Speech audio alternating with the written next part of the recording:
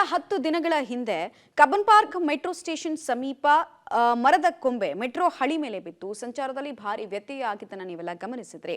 ಇನ್ನು ಬಿಬಿಎಂಪಿ ಮರ ತೆರವು ಕಾರ್ಯಾಚರಣೆ ಮಾಡಿ ಮೆಟ್ರೋ ಓಡಾಟಕ್ಕೆ ಅನುವು ಕೂಡ ಮಾಡಿಕೊಟ್ರು. ಈಗ ಬಿಎಂಆರ್ಸಿಎಲ್ ಮೆಟ್ರೋ ಹಳಿ ಮೇಲೆ ಬೀಳುವ ಅಂದ್ರೆ ಮರ ಬೀಳುವಂತಹ ಸಾಧ್ಯತೆ ಇರೋ ಮರದ ರಂಬೆ ಕೊಂಬೆಗಳನ್ನು ಕತ್ತರಿಸುವುದಕ್ಕೆ ಟೆಂಡರ್ ಕರೆದಿದೆ.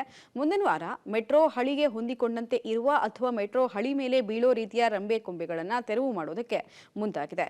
ನಮ್ಮ ಮೆಟ್ರೋದ ನೇರಳೆ ಮಾರ್ಗದ ವೈಟ್ಫೀಲ್ಡ್ನಿಂದ ಚಲ್ಲಘಟ್ಟದ ತನಕ ನಾಗಸಂದ್ರದಿಂದ ಸಿಲ್ಕ್ ಇನ್ಸ್ಟಿಟ್ಯೂಟ್ ವರೆಗಿನ ಒಟ್ಟು 74 ಕಿಲೋಮೀಟರ್ ವ್ಯಾಪ್ತಿಯಲ್ಲಿ ವಯೋಡಾಕ್ಗೆ ಹೊಂದಿಕೊಂಡಂತೆ ಇರುವ ಸುಮಾರು 750 ಮರಗಳ ಕೊಂಬೆಗಳನ್ನು ಕತ್ತರಿಸಲಾಗುತ್ತೆ.